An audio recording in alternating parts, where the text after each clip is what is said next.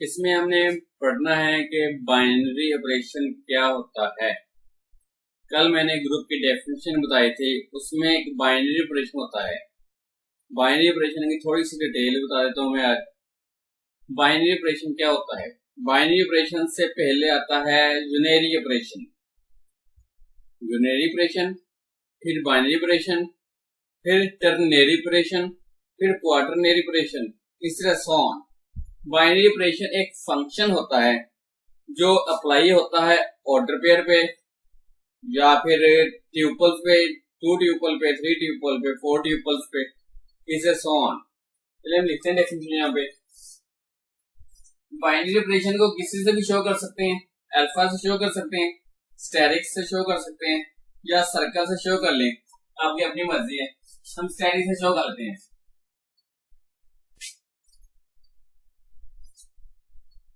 Let steric A N to A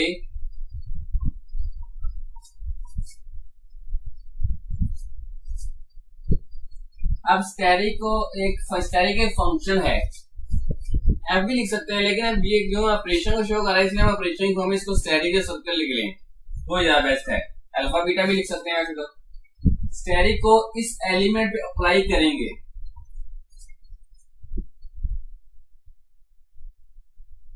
defined by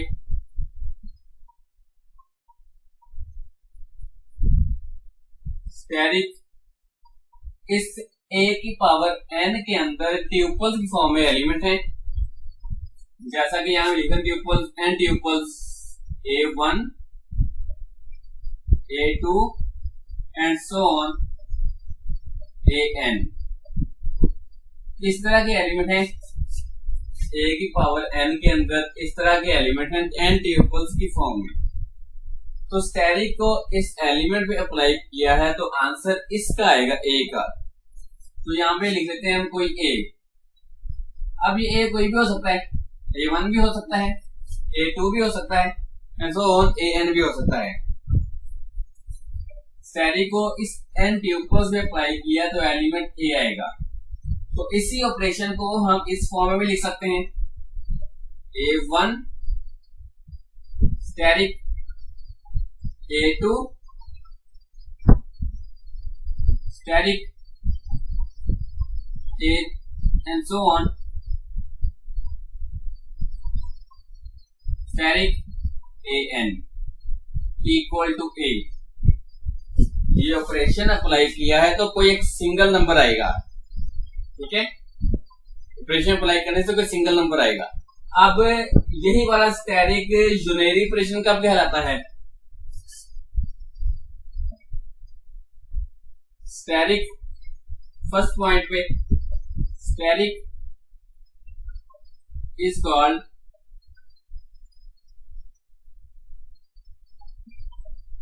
unary operation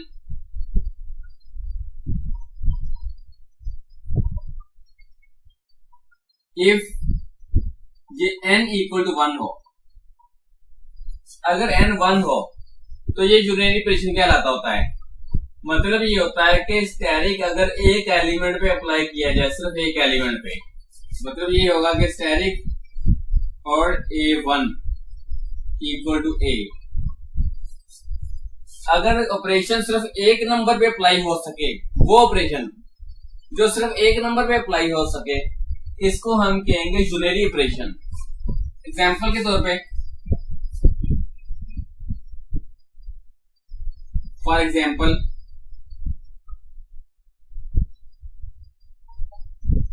minus का sign is unary operation. यहां पे bracket में लिखना minus है, ये इज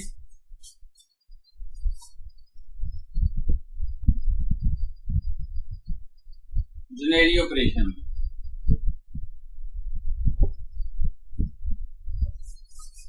क्योंकि माइनस हम सिर्फ एक नंबर पे अप्लाई कर सकते हैं तो उसका आंसर चेंज हो जाता होता है। जैसा कि 2 पे अप्लाई करते हैं माइनस -2 आ जाएगा तो कोई और नंबर आ जाएगा, 2 पे माइनस से अप्लाई करने से, माइनस को अगर हम 2 पे अप्लाई करेंगे तो इसका आंसर -2 आ जाएगा। तो कैसे एक नंबर पे अप्लाई कर सकते हैं माइनस को, इसलिए माइनस यूनरी ऑपरेशन कहलाता है। यूनरी का मतलब 1 होता है, जो सिर्फ एक ही नंबर पे अप्लाई किया जा सके। एक से ज्यादा पे भी कर सकते हैं लेकिन एक पे होगा, जैसे 2 - 2 कर दे, 2 - 3 कर दे, तो एक नंबर जो एटलीस्ट 1 कम से कम एक नंबर पे अप्लाई हो सके। इसी तरह बाइनरी ऑपरेशन है, steric is called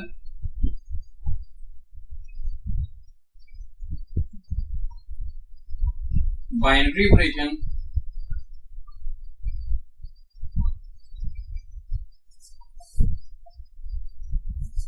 if n equal to 2। अगर n ये 2 है तो यही वाला हमारे पास बाइनरी ऑपरेशन कहलाएगा। जैसा कि लिखेंगे इसको कैसे, स्टेरिक A1 और A2 इक्वल टू A। तो बाइनरी बाई का मतलब 2 होता है, बाई का मतलब 2 होता है, तो जो दो नंबरों पे अप्लाई किया जा सके इसको बाइनरी ऑपरेशन कहते हैं। तो बाइनरी ऑपरेशन कौन कौन से होते हैं, प्लस बाइनरी ऑपरेशन है, प्लस क्योंकि एक नंबर को प्लस नहीं कर सकते, हमेशा दो नंबरों को जोड़ के तीसरा नंबर आता होता है। For example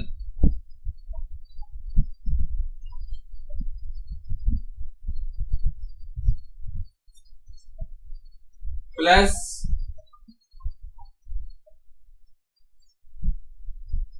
and multiply,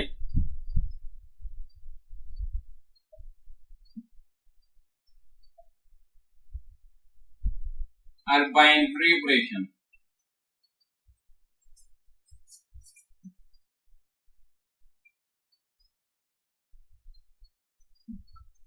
binary operation क्योंकि हम 2 + 3 करते हैं तो 5 आता है, ये 2A1 है, 3A2 है और A जो है वो 5 है, तो थर्ड नंबर आ रहा है।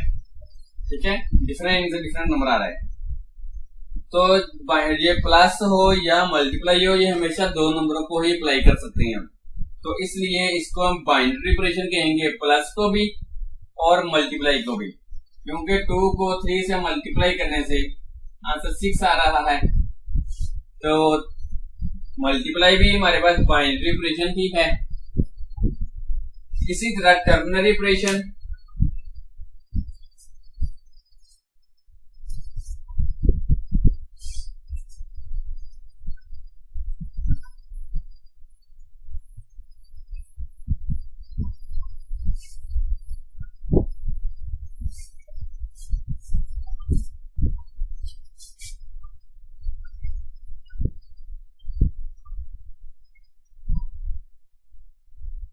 steric is called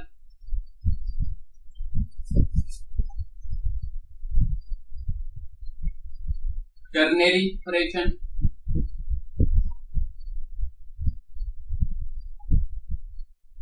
if अगर n = 3 हो, n = 3 होगा तो ये टर्नरी ऑपरेशन कहलाएगा।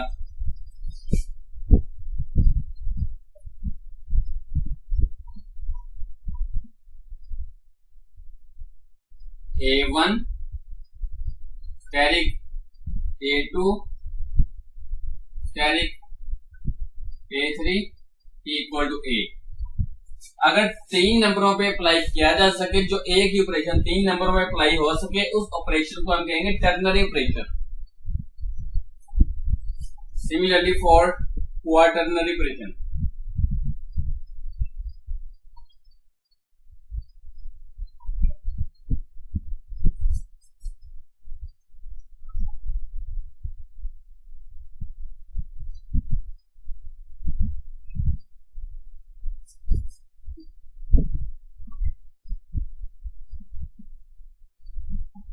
if n = 4 of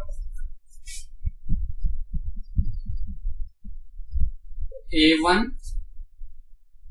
steric, A2 asterisk A3 asterisk A4 equal to A।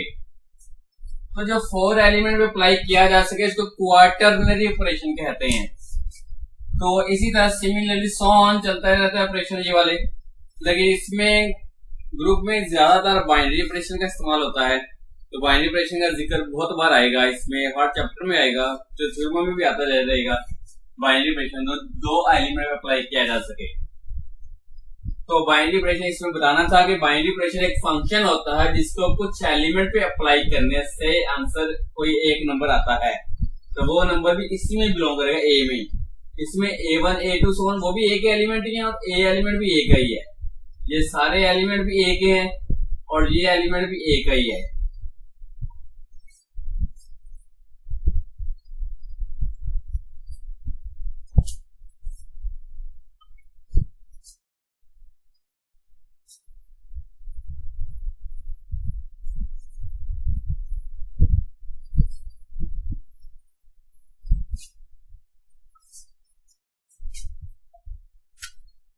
अब कल ग्रुप की हमने डेफिनेशन पढ़ी थी, जैसे हमने कल डेफिनेशन पढ़ी थी ग्रुपाइड की, सेमी ग्रुप और मोनाइड एंड ग्रुप की। फिर उसके बाद अबिलियन ग्रुप पढ़ा था हमने। तो थोड़ा सा उसका ओवरव्यू में दे देता हूँ कि उसको सिंपल फॉर्म में थोड़ा सा कैसे लिखेंगे हम। यहां पे लिख लेते हैं property name,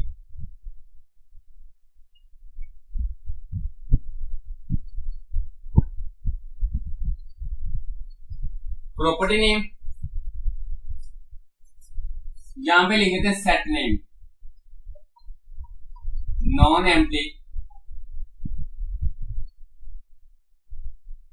set name, set name.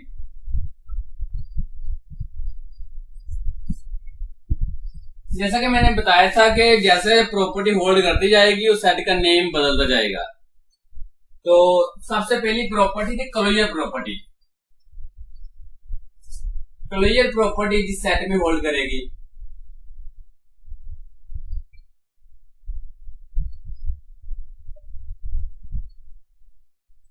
तो इस सेट को हम कहेंगे ग्रुपाइड।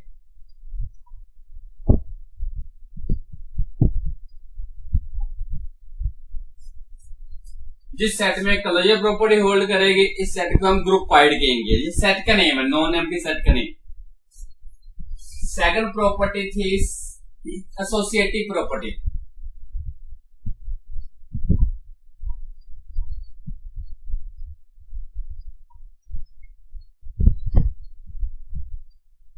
इसको हम कहेंगे सेमी ग्रुप।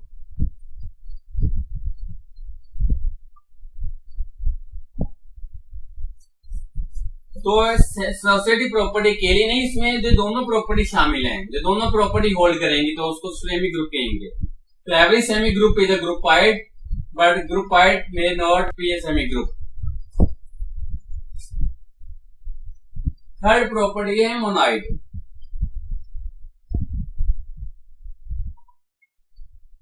मोनाइड की प्रॉपर्टी होल्ड करेगी तो इसको हम मोनाइड नहीं, आइडेंटिटी एलिमेंट।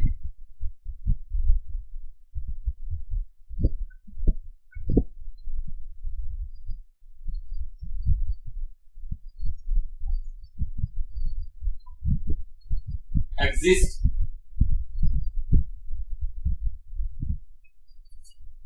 जिस सेट में आइडेंटिटी एलिमेंट एग्जिस्ट करेगा इस सेट को हम कहेंगे monoid.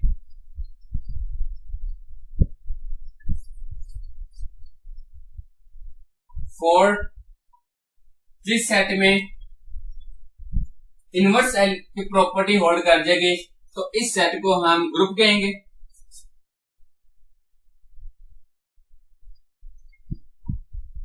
Inverse of each element exist, इसको हम कहेंगे ग्रुप। अब ग्रुप का मतलब सिर्फ यही नहीं कि ये सारी प्रॉपर्टियां भी होल्ड करनी चाहिए। तो जिसमें ये इनवर्स की प्रॉपर्टी होल्ड कर जाएगी उसमें ऑटोमेटिक ये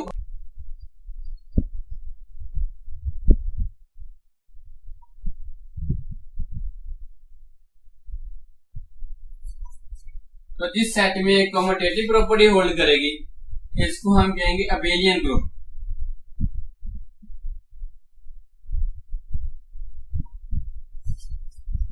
ये उसका ओवरव्यू था। डेफिनेशन आप खुद से इसको अपने वर्डिंग में भी लिख सकते हैं कि जिस नॉन एम्प्टी सेट में क्लोजर प्रॉपर्टी होल्ड करेगी इसको हम ग्रुप वाइड कहेंगे। जिस सेट में एसोसिएटिव प्रॉपर्टी होल्ड करेगी इसको हम सेमी ग्रुप कहेंगे। जिस सेट में आइडेंटिटी एलिमेंट एग्जिस्ट करेगा इसको मोनाइड कहेंगे हम। और जिसमें इनवर्स एलिमेंट की प्रॉपर्टी होल्ड कर जाएगी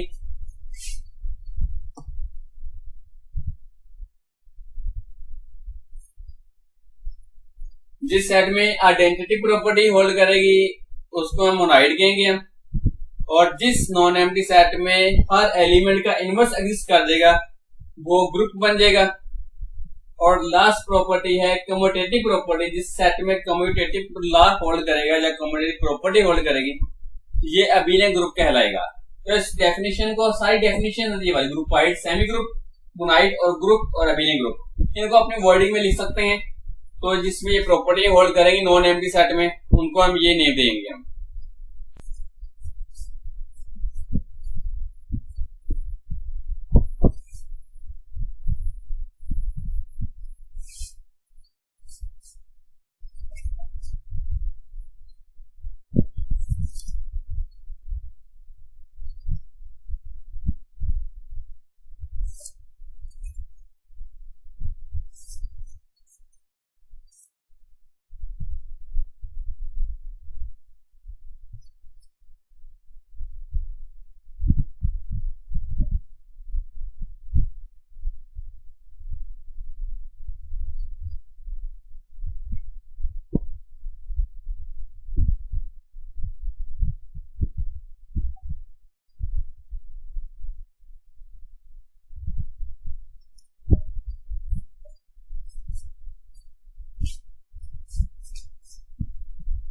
डेफिनेशन है idempotent element.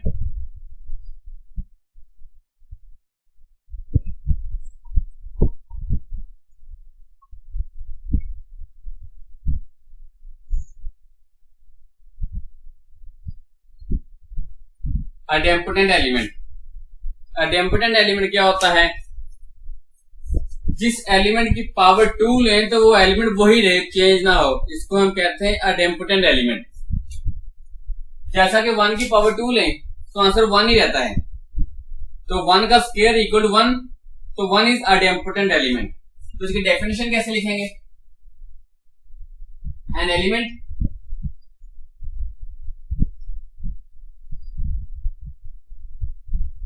A is called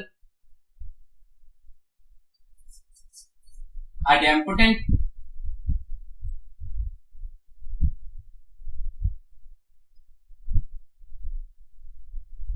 if A की पावर 2 लें तो आंसर A ही रहे। एक ए एलिमेंट जिसको हम आइडेम्पोटेंट कब कहेंगे? जब इसकी पावर 2 लें तो वही रहे, आंसर चेंज ना हो, तो ये आइडेम्पोटेंट एलिमेंट होता है। एग्जांपल के तौर पे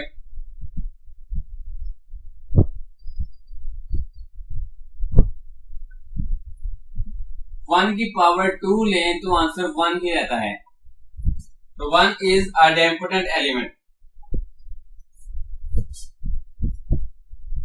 छोटा सा थ्योरम एक,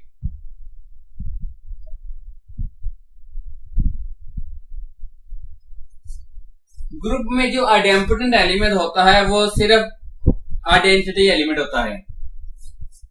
The only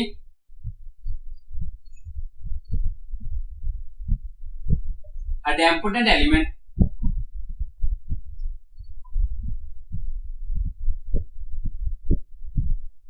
in a group G is identity element।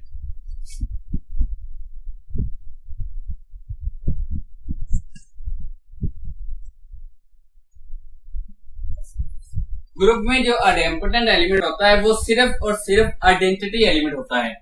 तो इसका प्रूफ करते हैं।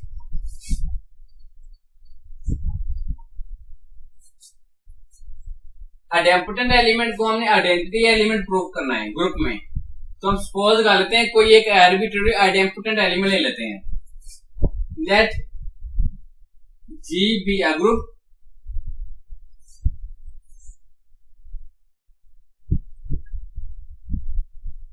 and X is a idempotent element in G.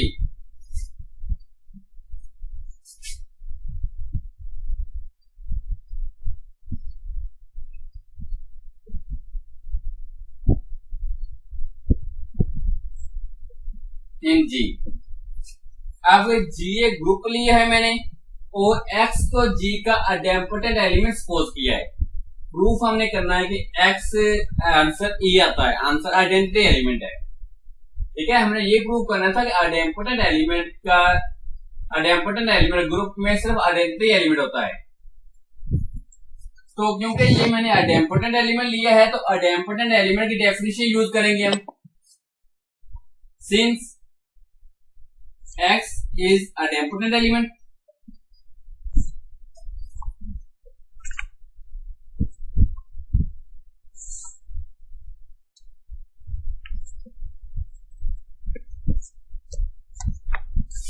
इसलिए आइडेम्पोटेंट एलिमेंट की डेफिनेशन फुलफिल होगी x square equal to x।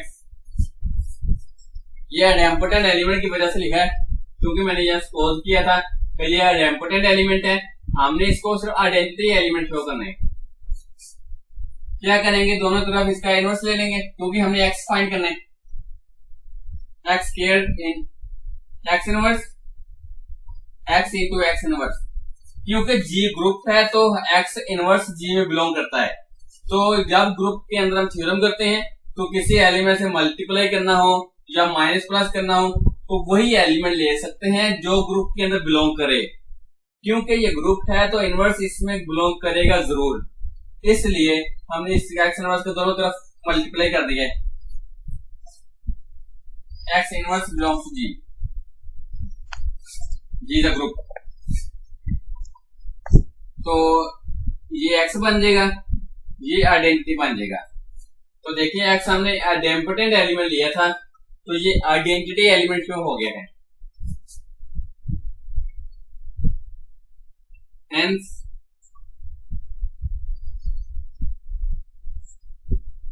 Idempotent element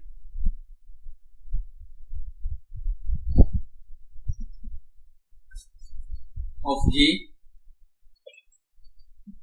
is identity element.